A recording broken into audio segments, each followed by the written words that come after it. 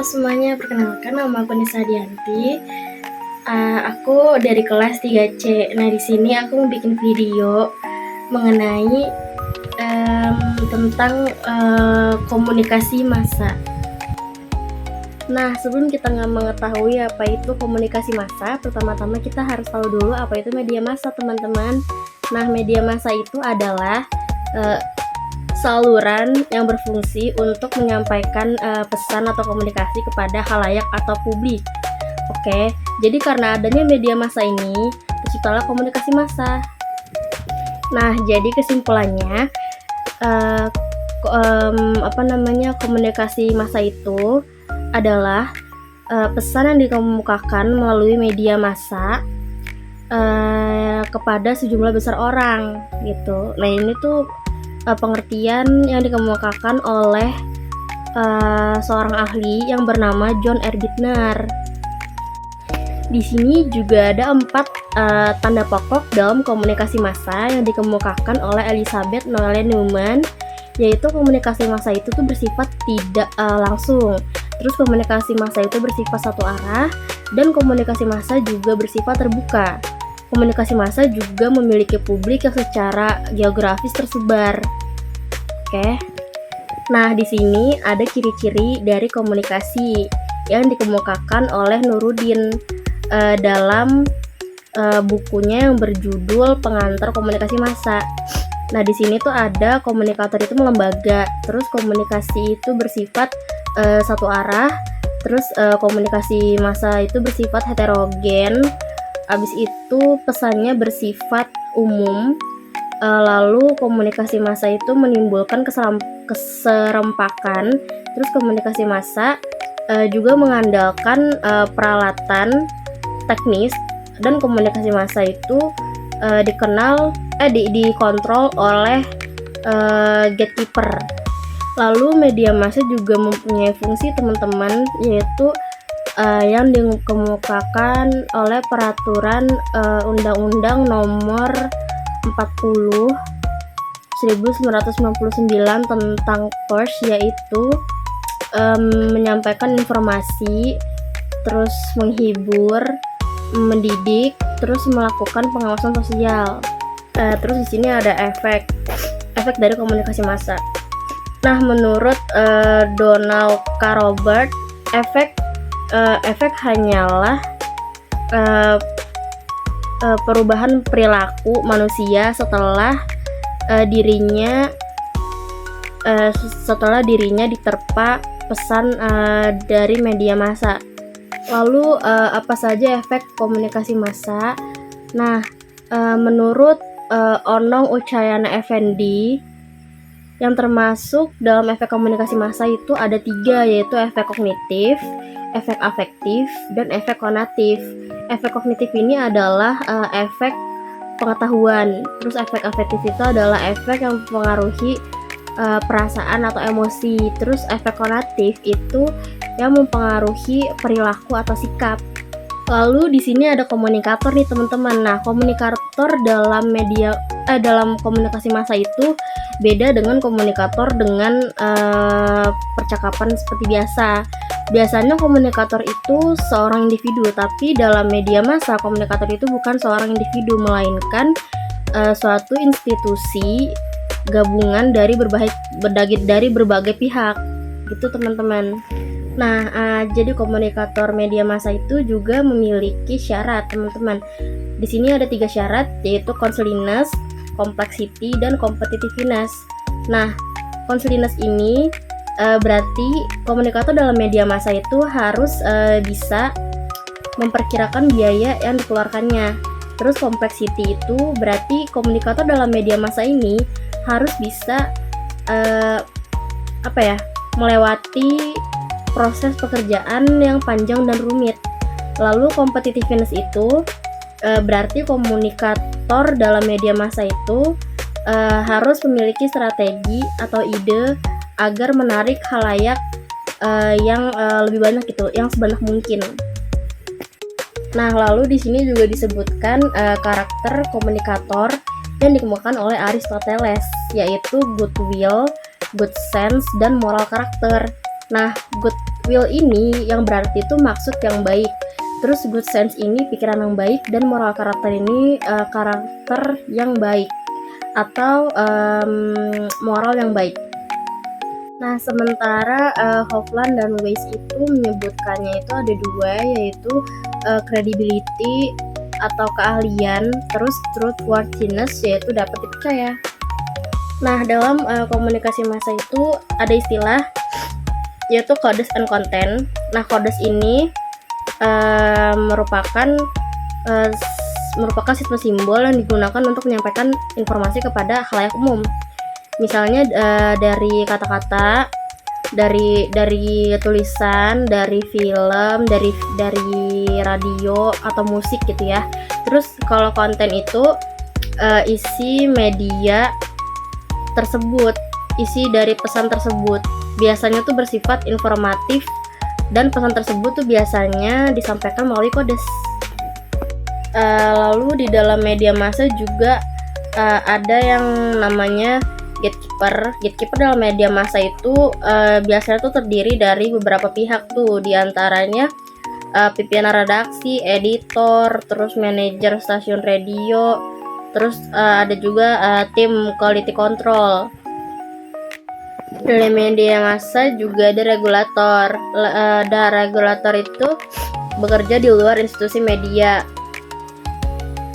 Regulator itu bisa menghentikan aliran berita dan bisa menghapus suatu informasi yang di dalamnya, tetapi tidak bisa membuat berita atau memunculkan berita baru atau informasi baru gitu ya.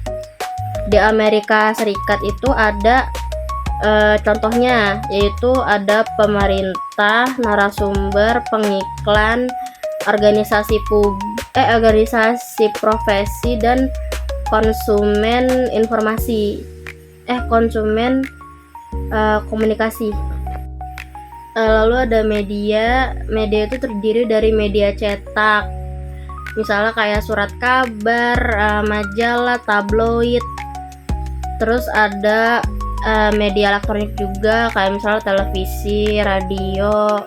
Lalu dalam komunikasi massa pasti ada audiens. Nah, menurut Marshall M.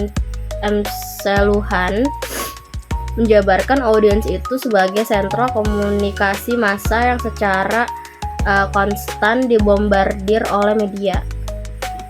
Lalu dalam media massa itu ada karakteristik audiensnya. Biasanya audiensnya itu cenderung individu-individu yang suka berbagi pengalaman dan terhubung oleh hubungan sosial mereka. Terus abis itu audiensnya tuh tersebar di berbagai wilayah. Jadi tuh audiensnya tuh banyak dan tersebar di berbagai wilayah. Terus audiensnya itu juga heterogen. Lalu juga anonim, dan anonim itu tidak saling mengenal satu sama lain. Lalu audiensnya juga dipisahkan dari komunikator. Jadi mereka nggak ketemu langsung dengan komunikator. Audiens juga diberikan ruang atau kebebasan untuk memfilter media massa, konten media massa. Kayak misalnya kultural, budaya mempengaruhi cara manusia menyampaikan dalam menerima pesan. Terus ada faktor psikologis juga yang dipengaruhi dari pendidikan dan pengalaman dan lain-lain juga. Terus ada juga kondisi fisik, misalnya kayak ada iklan obat mah, itu akan dipersepsikan berbeda ketika orang yang sedang menontonnya itu lagi benar-benar sakit mah dibandingkan dengan yang sehat. Nah, pastinya dalam komunikasi massa itu ada yang namanya feedback. Nah, di sini ada beberapa macam feedback, yaitu ada internal feedback, terus ada external feedback, terus ada representative feedback, ada indirect feedback, delayed feedback, cumulative feedback, dan institutional feedback. Karena sebelumnya kita bahas tentang PowerPoint materi pertemuan kedua dan ketiga, sekarang kita bakal bahas pertemuan di materi keempat dan kelima. Nah, dalam PowerPoint pertemuan keempat dan kelima ini, yang pertama nih dijelaskan tentang etika dalam komunikasi massa. Nah, yang pertama itu ada tanggung jawab. Jadi, jurnalis atau seseorang yang bertanggung jawab atau yang terlibat dalam komunikasi massa itu harus bertanggung jawab terhadap berita atau apapun yang disiarkannya. Terus yaitu yang kedua itu ada kebebasan pers. Kebebasan pers ini berarti jurnalistik itu bebas meliput berita apapun, tapi harus disertai dengan tanggung jawab. Lalu ada masalah pers. Ada masalah etis. Masalah etis di sini artinya adalah bahwa jurnalis itu bebas dari kepentingan apapun. Nah, ada beberapa ukuran normatif yang bisa dijadikan pegangan, yaitu ada hadiah, terus ada keterlibatan dalam politik, terus tidak menyiarkan sumber yang tidak memiliki unsur berita, terus mencari berita yang benar-benar melayani kepentingan publik, habis itu melakukan kode etik pers, misalnya seperti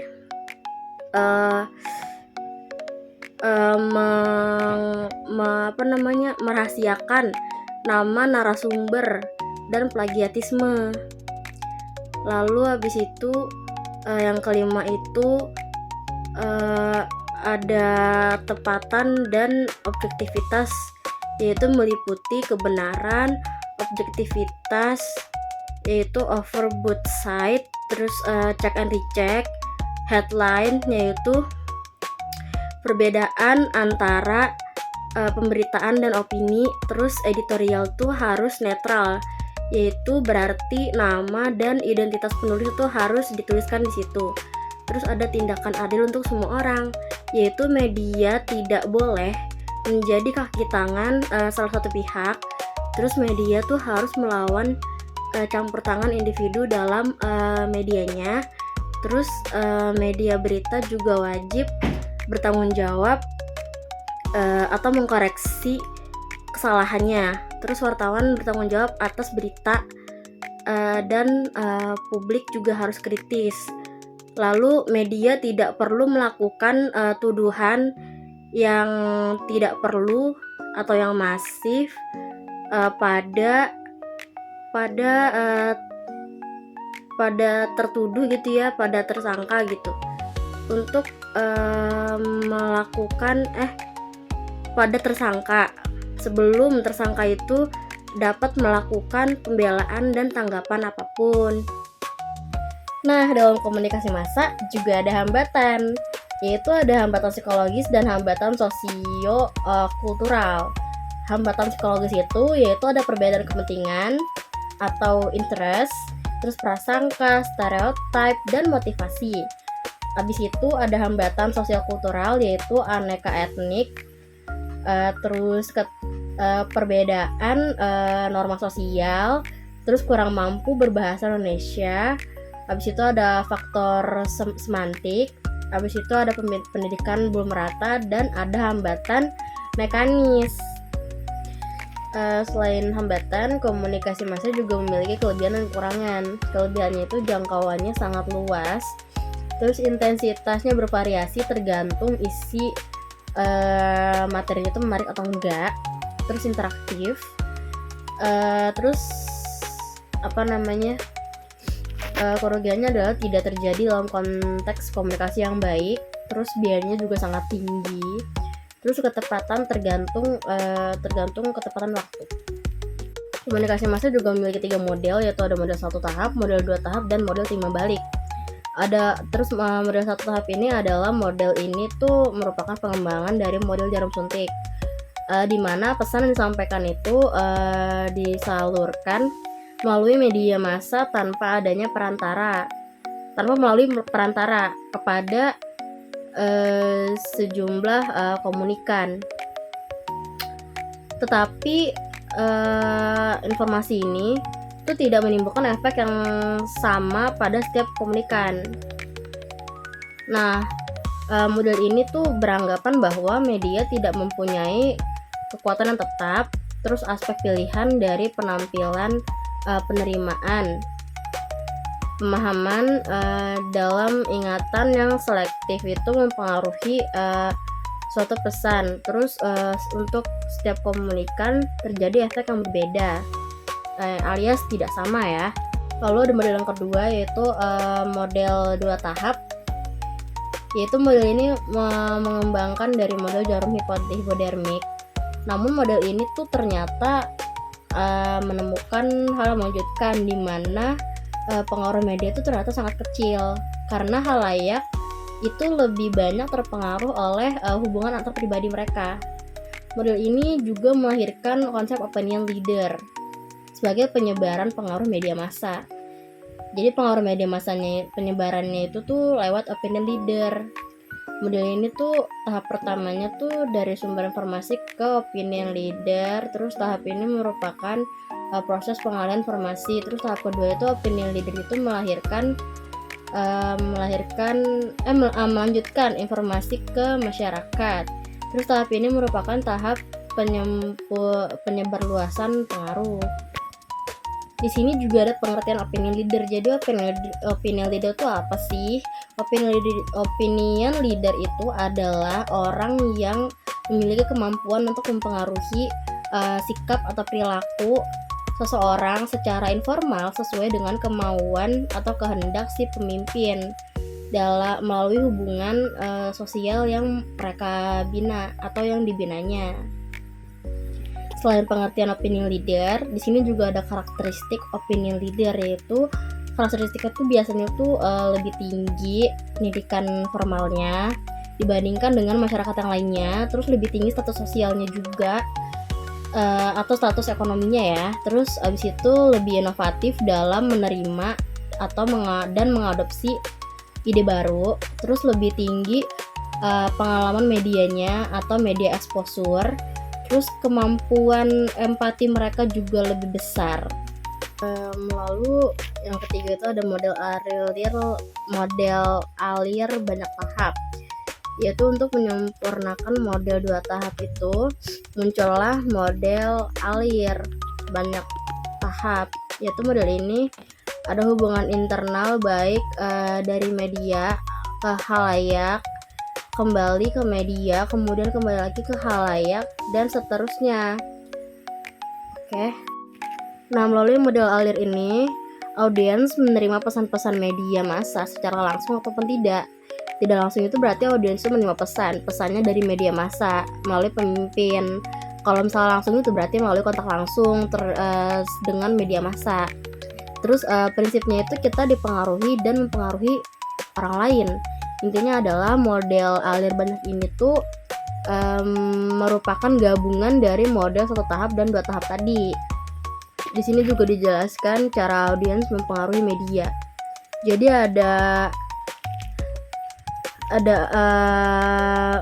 cara ya, yaitu menyampaikan keluhan individual, terus mengorganisasikan masyarakat untuk memboikot stasiun pemasaran atau produk yang bersangkutan. Habis itu mendesak pihak berwenang untuk mengambil tindakan tertentu atau mengadukan ke DPR atau DPRD. Juga ada bentuk media massa. Yang pertama itu ada bentuknya itu surat kabar. Nah, menurut AG, surat kabar itu memiliki 3 fungsi, yaitu menginformasikan kepada pembaca, terus habis itu mengomentari berita yang disampaikan, habis itu menyediakan keperluan informasi bagi pembaca.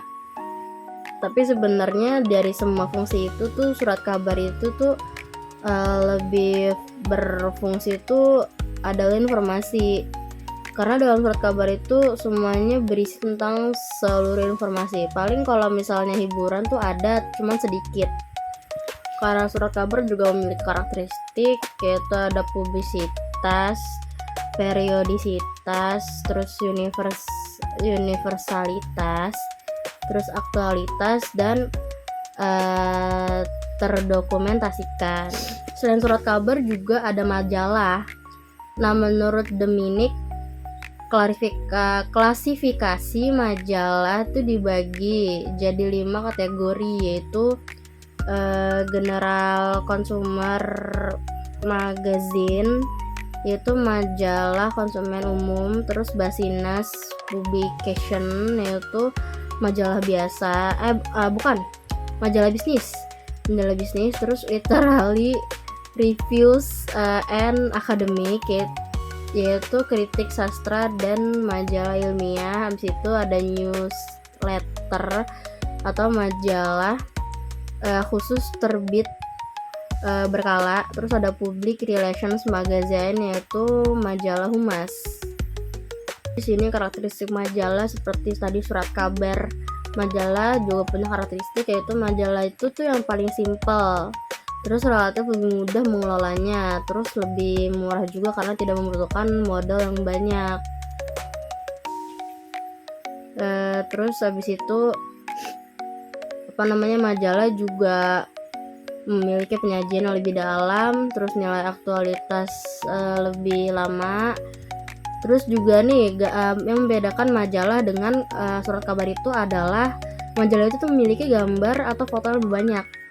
Terus abis itu cover dan sampulnya tuh lebih memiliki daya tarik gitu. Nah, kita kan tadi udah bahas tentang surat kabar dan majalah. Lalu sekarang ada radio. Radio ini media elektronik yang tertua ya, yang sangat luas. Radio ini tuh telah beradaptasi dengan perubahan dunia dengan mengembangkan hubungan saling menguntungkan dan melengkapi dengan media lainnya. Penggunaan radio itu tuh bisa kita setel di mana aja ya, di tempat tidur, di dapur ya kan, dalam mobil, terus di kelas juga bahkan bisa. Terus di sini ada siaran dan karakteristik radio, yaitu radio siaran itu juga bisa melakukan fungsi seperti surat kabar, yaitu menghibur, mendidik, terus melakukan persuasi, dan tentunya membagikan informasi. Terus juga karakteristik radio ini disebabkan oleh sifat radio siaran yang mencakup imajinatif, auditori, akrab, dan gaya percakapannya. Abis radio itu ada televisi. Jadi dari semua media massa, televisilah yang paling berpengaruh pada kehidupan manusia. Televisi ini dijejali hiburan, berita, dan iklan. Nah, mereka tuh menghabiskan waktu menonton televisi sekitar 7 jam sehari ya. Lalu televisi juga memiliki 5 metode penyampaian program, yaitu over the air reception of network and local station program, cable, digital cable, wireless cable, direct broadcast satellite atau DBS. Sama halnya kayak surat kabar, majalah, terus radio tadi, televisi juga memiliki fungsi dan karakteristik teman-teman, yaitu fungsi televisi itu tuh lebih dominan sebenarnya tuh menghibur, tapi juga televisi itu juga selain menghibur tuh bisa memberikan informasi, terus juga bisa mendidik. Oke. Terus kalau misalnya tujuan itu lebih ke biar halayak itu tuh memperoleh hiburan ya. Terus abis itu juga untuk memperoleh informasi, karena kan di televisi kan ada berita gitu ya, misalnya berita kayak di TVRI atau di TV One gitu kalau untuk berita-berita. Terus kalau untuk hiburan itu banyaknya tuh di Indosiar atau enggak di RCTI atau RTV gitu ya, kebanyakan kartun. Nah, karakteristiknya itu tuh dibandingkan dengan surat kabar, majalah, dan radio, televisi itu tuh lebih lebih kompleks dalam pengoperasian gambar gitu ya, jadi atau visualisasi. Jadi kita tuh bisa lebih enak ngelihat beritanya karena adanya visualisasi yang bisa bergerak gitu.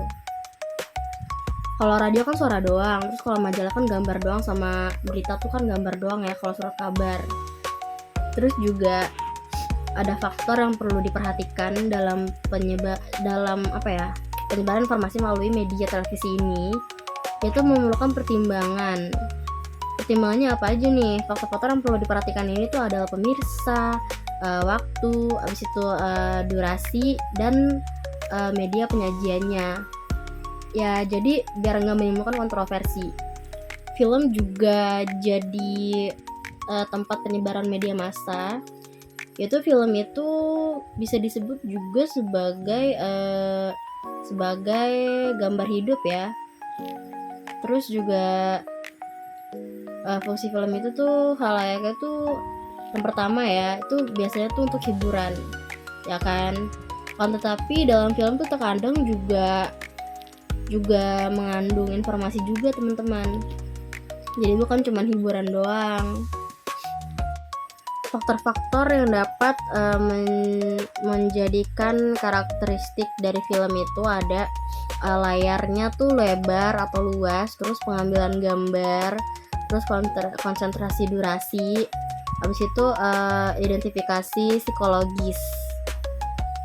Nah, ada juga jenis-jenis film, yaitu film cerita, film berita, film kartun, dan ada juga film dokumenter. Ada komputer dan internet. Jadi menurut Laquay, internet merupakan jaringan longgar dari ribuan komputer yang menjangkau jutaan orang di seluruh dunia. Nah, fungsi awalnya itu tuh dipakai peneliti untuk mengakses data dari sejumlah sumber daya perangkat, tapi sekarang internet tuh telah tumbuh menjadi alat informasi ya, alat penyebaran informasi dan komunikasi yang tidak dapat diabaikan. Oke, internet ini digunakan sebagai sarana untuk memperoleh berita atau informasi. Jadi fungsi internet itu ada sebagai penyebaran berita atau informasi ya, tentu saja. Terus ada hiburan juga, ada komunikasi dan jaring sosial. Lalu di sini juga ada efek kehadiran media massa, yaitu ada efek ekonomi, efek sosial, ada penjadwalan kegiatan sehari-hari, terus hilangnya perasaan tidak nyaman, terus menumbuhkan perasaan tertentu. Nah, sudah selesai video penjelasan terkait PPT dari pertemuan kedua dan ketiga, terus pertemuan keempat dan kelima ini. Saya pamit undur diri, mohon maaf jika ada kesalahan kata atau kata-kata yang tidak sesuai dengan pengertian yang ada di PPT.